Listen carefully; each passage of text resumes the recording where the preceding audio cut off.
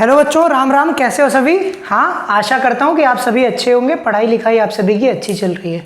और समय चूँकि मौसम चेंज हो रहा है भैया, तो सभी लोग अपना ध्यान रखेंगे। कोई भी बीमार नहीं पड़ेगा। अब एग्ज़ाम का टाइम है, आप सभी के हाफ ईयरली एग्ज़ाम्स हो सकता है हो गए हों या होने वाले हों। तो भैया ध्यान रखिएगा कि बीमार किसी को नहीं पड़ना है, ठीक? तो हम लोग बात करेंगे सुपर क्लास स्पीसीज की बात लास्ट लेक्चर में हम लोगों ने कर ली थी, ठीक है? ऑस्टिक थीज, कॉन्ड्रिक थीज और साइक्लोस्टोमेटा, इन सभी ऑर्गेनिजम्स की किसमें कितने गिल स्लिट्स पाए जाते हैं, किसमें किस तरह के गिल स्लिट्स पे ओपर्कुलम प्रेजेंट है कि नहीं, सभी के एग्जांपल्स देखे थे, सभी के कैरेक्टरिस्टिक्स देखे थे जो जनरल कैरेक्टर्स हैं। आज हम लोग अपनी दूसरी सुपर क्लास जो वर्टिब्रेटा में ग्नैथोस्टोमेटा की जो दूसरी सुपर क्लास है टेट्रापोडा, उसकी दो शुरुआती क्लासों के बारे में पढ़ेंगे। ये इस चैप्टर में अब एक लेक्चर और बचा है आज का, ये इसके बाद एक और लेक्चर बचेगा, ठीक? आज का ये छठा लेक्चर है। हम चाहते तो आज ही इसको ख़त्म कर देते, लेकिन वही बात है कि हौच पौच हो जाएगी, वीडियो बड़ा हो जाएगा, आपको समझ में नहीं आएगा, ठीक है? तो चलिए आज शुरू करते हैं। हम लोग क्लास एम्फीबिया के बारे में पढ़ेंगे। एम्फीबिया जो है ये ग्रीक वर्ड से मिलकर बना है, ग्रीक के दो वर्ड से मिलकर के बना है, एम्फी और बायोस। एम्फी का मतलब होता है डुअल, डुअल का मतलब जो दो तरह के जीवन जिए, डुअल। और बायोस का मतलब क्या होता है? लाइफ, ठीक? बायोलॉजी भी दो शब्दों से मिलकर बना है, बायोस और लोगोस। बायोस का मतलब लाइफ और लोगोस का मतलब स्टडी, मतलब लाइफ की स्टडी को बायोलॉजी कहते हैं। वैसे ही एम्फीबिया का मतलब है डुअल लाइफ जीने वाले ऑर्गेनिज्म। अच्छा, डुअल लाइफ कौन कौन सी होंगी?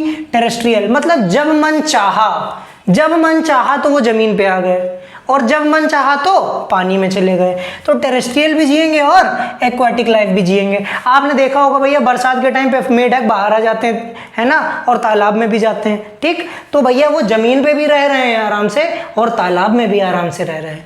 ये जो डुअल लाइफ है इसको कहते हैं। ये कौन से क्लास के मेंबर इस लाइफ को पजेज करते हैं, इस लाइफ को एग्जिबिट करते हैं? ये भैया होते हैं एम्फीबिया क्लास के मेंबर, ठीक है? अब बात करेंगे इनके पास, देखिए दो पेयर ऑफ लिम्स होते हैं, फोर लिम्स और हाइंड लिम्स। जब फ्रॉग, अब आपके हाथ उसमें चैप्टर में से हटा दिया गया है, फ्रॉग जब पढ़ते थे हम लोग तो बताते थे कि फोर लिम्स में केवल चार डिजिट्स होती हैं और हाइंड लिम्स में 5 डिजिट्स होती हैं, और डिजिट्स के बीच में वेब प्रेजेंट होता है, ठीक? बॉडी ध्यान देना भैया केवल हेड और ट्रंक में डिवाइडेड है, हेड और ट्रंक में डिवाइडेड है। ध्यान देना भैया, हम लोगों ने पढ़ा था जब कॉकरोच, तो उसकी कंपैरेटिव स्टडीज की बात कर रहे हैं। जब कॉकरोच पढ़ा था तो भैया हमने पढ़ा था क्या कि उसकी बॉडी किस में डिवाइड है? हेड, थोरैक्स और एब्डोमेन में। जब हमने मोलस्का किंगडम पढ़ा, मोलस्का फाइलम पढ़ा था, तो मोलस्का के बारे में हमने क्या पढ़ा था? इनकी बॉडी किस में डिवाइड है? हेड, मस्क्यूलर फुट और विसरल हम्प। जब हमने हेमिकॉर्डेटा पढ़ा था तब पढ़ा था किसमें? हेड, कॉलर और नीचे ट्रंक, ठीक? अब आज क्या हम जब पढ़ने जा रहे हैं क्लास एम्फीबिया, तो इनकी बॉडी हेड और ट्रंक में डिविजिबल है, ठीक? स्केल्स नहीं पाए जाते हैं, स्किन एकदम चिकनी होती है। कभी मेढक को उठा के देखो, छू करके देखो तो स्किन उनकी एकदम चिकनी होती है, ठीक है? आईज के ऊपर आईलिड्स प्रेजेंट है, मतलब ध्यान देना, ये देखिए चश्मा उतार दिया हमने, ये आईज के ऊपर जो ये आपकी पलक देख रहे हैं, आई का ढक्कन, आई लिड, आंख का ढक्कन, वो क्या है? पलक प्रेजेंट है, ठीक? कान का कोई पोर अपनी तरह इस तरह का प्रेजेंट नहीं होता। Ear drum tympanum membrane present होती है, टिम्पैनम मेम्ब्रेन प्रेजेंट होती है, इसी को ईयर कहते हैं, यही रिप्रेजेंट करता है कान को किसमें? फ्रॉग में, ठीक है भैया? आगे बात करेंगे तो एक बहुत इंपॉर्टेंट टर्म है क्लोएका। क्लोएका एक पोर होता है जहां पर एलिमेंट्री कैनाल, यानी कि जहां से फ्रॉग ने खाना, फ्रॉग यानी किसी भी एम्फीबिया ने खाना खाया, उसके बाद जहां से वो पॉटी करता है वो पार्ट एलिमेंट्री कैनाल की ओपनिंग, ठीक? इसके बाद रिप्रोडक्टिव स्ट्रक्चर, मतलब टेस्टिस और ओवरी कहाँ पर खुलेंगी आके, इसी क्लोएका पे खुलेंगी। इसके अलावा यूरिनरी ट्रैक्ट्स यानी कि जहाँ से वो सूसू कर रहा है, वो भैया पॉटी, सूसू और रिप्रोडक्टिव पार्ट का जो ओपनिंग है वो तीनों एक ही जगह पे खुलती हैं, एक ही पोर पे खुलती हैं, उसको कहते हैं क्लोएका। और क्लोएका को कवर करने वाला ये जो एरिया है इसको कहते हैं क्लोएकल अपर्चर। जैसे ये पोर है, ये पोर है, ये छेद है, और इसको कवर जो कर रहा है उसको कहते हैं क्या, क्लोएकल अपर्चर। ठीक है। अब भैया रेस्पिरेशन के लिए लंग्स होते हैं, गिल्स होते हैं और स्किन है। ठीक, गिल्स किसमें, इक्थियोफिश टाइप के जो एम्फीबिया हैं इनमें गिल्स प्रेजेंट है। जब ये पानी के अंदर जाते हैं तो गलफड़ों से सांस लेते हैं। ठीक, लेकिन जो फ्रॉग है, ध्यान देना भैया, ध्यान देना, लेकिन जो फ्रॉग है ये, इसकी स्किन ही मॉइस्ट होती है। मॉइस्ट का मतलब समझ रहे हो, उसके ऊपर मॉइस्चर प्रेजेंट है, चिकनी होती है, क्यूटिकल कह रहा हूँ, म्यूसिलेज प्रेजेंट है। ठीक, जो रेस्पिरेशन में हेल्प कर रही है। लंग्स से जब जमीन पे हैं तो लंग्स से फेफड़ों से सांस लेंगे, जब पानी में गए तो या तो गिल्स से सांस लेंगे या फिर स्किन से सांस लेंगे। ठीक, 3 चैम्बर्ड हार्ट होता है, 2 ऑरिकल होते हैं और 1 वेंट्रिकल होता है। ध्यान देना भैया, इनका जो हार्ट होता है वो, उसका एक डायग्राम यहाँ पर बना देता हूँ, इस तरह का होता है कुछ। ये देखिए, ये ऑरिकल 2 हैं और वेंट्रिकल 1 ही है। ये 2 ऑरिकल हैं और 1 ये वेंट्रिकल है। और ये मतलब इसमें जो कंप्लीट सर्कुलेशन सिंगल सर्कुलेशन ही होता है। ठीक, सिंगल सर्कुलेशन ही कंप्लीट होता है। ये दोनों ऑरिकल से आता है ब्लड और ऑरिकल से वेंट्रिकल में जाता है और वेंट्रिकल से निकल जाता है। देखने में कुछ बहुत अलग टाइप का आपको स्ट्रक्चर दिखाई पड़ रहा होगा, लेकिन ऐसा ही हार्ट होता है। दोनों ऑरिकल से आता है, उसके बाद ब्लड इसमें रहता है और ब्लड जो है उसका मतलब हार्ट में कोई भी ऐसा ब्लड नहीं होता जो प्योरीफाइड ब्लड हो। ठीक, पहले बता दे रहे हैं, मतलब इम्प्योर ब्लड, मतलब डीऑक्सीजनेटेड ब्लड ही हार्ट से ट्रेवल करता है। इस तरह की स्ट्रक्चर होते हैं हार्ट की। ठीक, अब ये सब आपके कोर्स में नहीं है इसलिए नहीं बता रहा हूँ, और ध्यान से। कोल्ड ब्लडेड ऑर्गेनिज्म होते हैं। कोल्ड ब्लडेड ऑर्गेनिज्म का मतलब समझते हो, जब बचपन में हम लोग थे तो ये एक्सपेरिमेंट एक करवाया जाता था 8th क्लास में, हम लोगों से तो नहीं लेकिन हम लोगों के जो पापा लोग थे उन लोगों से करवाया जाता था कि आप उसको पकड़ो, क्या कहते हैं, मेढक को, और उसको एक भगोने में पानी गर्म करते, पानी गैस पे चढ़ा दो और उसको डाल दो उसमें।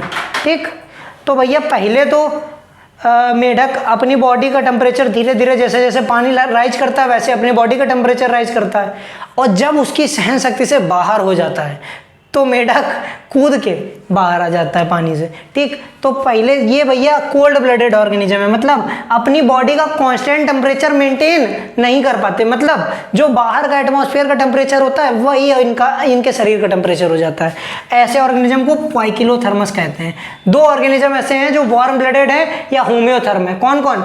एवीज क्लास के मेंबर और मैमेलिया क्लास के मेंबर। ठीक, सेक्सेस आर सेपरेट, मतलब मेल अलग होगा, फीमेल अलग होंगी। ठीक है, ऐसा नहीं है कि दोनों में ऐसे एक ही ऑर्गेनिज्म में मेल और फीमेल दोनों कैरेक्टर पाए जाए ना, मेल अलग होगा, फीमेल अलग होगी, मेढक अलग होगा, मेढकी अलग होगी। ठीक, एक्सटर्नल फर्टिलाइजेशन, चूंकि ज़्यादातर समय पानी में बिता रहे हैं तो फर्टिलाइजेशन कहाँ पर होगा? पानी में होगा। मेल अपने सीमन को कहाँ पे छोड़ देगा? पानी में। और फीमेल अपने ऊतिका को कहाँ पे छोड़ देगी? पानी में। ठीक, अब इसके बाद भैया ओवीपेरस हैं, अंडा बनाते हैं। और इनडायरेक्ट डेवलपमेंट, टेडपोल का नाम सुना होगा। मेढक के लार्वा को क्या कहते हैं? Tadpole. Class 3rd 4th 5th में जीके में पढ़ाया जाता है।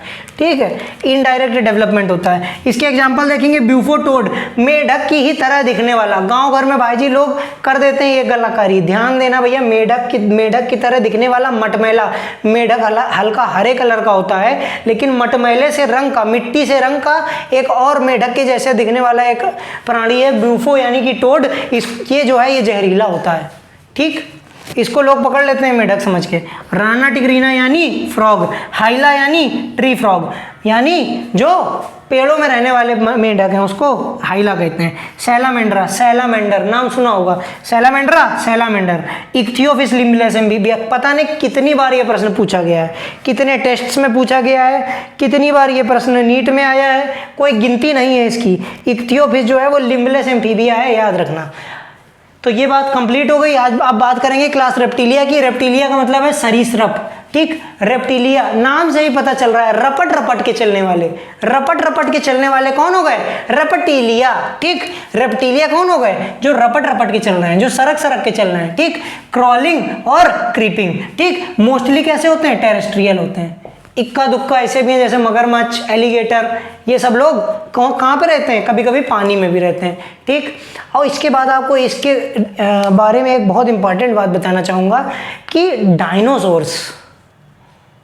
डायनासोर्स जिनका नाम सुन के ही आपके कान एकदम से खड़े हो जाते हैं कि टायरानोसोरस रेक्स, इतना खतरनाक डायनासोर जिसने पूरी सृष्टि के सभी ऑर्गेनिजम्स को मार करके खा लिया, ठीक। वो जो थे सभी मेंबर इसी क्लास रेप्टिलिया के ही थे, ठीक। बॉडी जो है भैया ड्राई स्किन, बॉडी पे ड्राई स्किन है। स्केल्स या स्क्यूट्स प्रेजेंट है, स्केल्स या स्क्यूट्स प्रेजेंट है, ठीक। ईयर ओपनिंग नहीं होती भैया ऐसे कोई, जैसे हमारे कान का छेद ये दिख रहा है आपको, इनके कान का छेद नहीं दिखेगा, ठीक। क्या होता है? टिम्पैनम प्रेजेंट होती है, वैसे ही ईयर ड्रम केवल प्रेजेंट होगा, वही कान को दर्शाएगा, ठीक। लिम्स अगर हैं तो 2 जोड़ी, ज़्यादातर में तो सांप वाप में तो लिम्स होते ही नहीं है। सांप के पैर देखे हो आज तक? नहीं देखे हो ना? हाँ, तो भैया सांप में पैर नहीं होते, लेकिन अगर क्रोकोडाइल वगैरह में पैर हैं तो कितने होंगे? 2 जोड़ी पैर होंगे। 3 चैम्बर्ड हार्ट है, मोस्टली 3 चैम्बर्ड हार्ट है भैया। ये 3 चैम्बर्ड नहीं होता, ये 3.5 चैम्बर्ड हार्ट होता है। तुमको बहुत गंदी सी बात लग रही होगी ये, लेकिन देखो ये ऐसे डेवलप होना शुरू हुए इसके, मतलब ऑरिकल और ये तो ऑरिकल थे, ये तो ऑरिकल थे, ये तो ऑरिकल थे ही थे, ठीक। इसमें ऐसा गैप था, ये तो ऑरिकल तो थे, मतलब पूरे पूरे सही से ऐसे ऑरिकल्स तो थे, ठीक। लेकिन जो वेंट्रिकल थे उसमें भैया ये जो खांच बननी होती है ना, ये आधी ही बन पाई, तो इसलिए कहते हैं कि 3.5 चैम्बर्ड है। इधर से वेना केवा आ रही है, ठीक, इधर से वो एओर्टा निकल रही है। ये अब देख लेना भैया, ये जब सर्कुलेशन बताएंगे तब पढ़ाएंगे, ठीक। लेकिन जो क्रोकोडाइल है भैया उसमें 4 चैम्बर्ड हार्ट है, और मैमल्स और बर्ड्स में भी 4 चैम्बर्ड हार्ट है, ठीक। कोल्ड ब्लडेड ऑर्गेनिजम्स हैं ये भी, मतलब पाइकिलोथर्मस, अपने बॉडी का टेम्परेचर मेंटेन नहीं कर पाते। एक बार आपको बताएं, हमारे पापा जहाँ पर पढ़ाया करते थे नवोदय में, तो वहाँ पर एक बार सांप निकला, ठीक। अब वो सांप जो कुंडी का बेलन होता है उसमें जाकर के, गांव घर में ऐसे बनी होती हैं बड़ी सी कुंडियाँ, इतना छेद था उसमें जाकर के अंदर बैठ गया। अब वो निकले नहीं, हाथ कोई डाल नहीं सकता उसमें। तो फिर पिताजी ने बायोलॉजी पढ़ रखी थी, बायोलॉजी के टीचर थे, ठीक है। तो उन्हें पता था कि जो सांप है वो कैसा है? पाइकिलोथर्मस है। तो उन्होंने क्या किया, उस सांप को बाहर निकालने के लिए क्या किया कि मतलब जो लकड़ी थी उसके आगे एक कपड़ा बांधा, उसको मिट्टी के तेल में डुबाया और उसके बाद उसमें आग लगा दी और उसको लेकर के उसी छेद पर गए। थोड़ी देर तो सांप ने सहन किया कि अब अभी हम अपने क्या कहते हैं बॉडी टेम्परेचर को बढ़ा लेंगे, लेकिन जब उससे सहन नहीं हुआ तो छटपटा के वो बाहर आ गया। ये बात अभी आपको बताई थी थोड़ी देर पहले फ्रॉग के केस में। और फिर उसके बाद वो सांप किसी को काट नहीं पाया। ये बात भैया देखिए, अगर आप बायोलॉजी पढ़े हैं, गांव घर में रहते हैं, तो आपको बता दें साइंस बहुत इंपॉर्टेंट है। क्यों बायोलॉजी इंपॉर्टेंट है? ये सब चीज़ें आपको पता होनी चाहिए, ठीक। लिजर्ड्स और स्नेक जो हैं ये अपने शरीर की छाल, शरीर के स्केल्स के ऊपर की स्किन जो है उसको शेड ऑफ करते रहते हैं, बार बार छोड़ते रहते हैं, केचुल उतारते रहते हैं। सुना होगा आपने गाँव घर में। और कहीं अगर आपके घर के आसपास सांप वाप निकलते हो तो आपने केचुल देखी भी होगी पक्का, ठीक है। ये स्किन कास्ट अपनी निकालते रहते हैं, उसको केचुली कहते हैं। ऐसे सफ़ेद सफ़ेद कलर की होती है केचुली।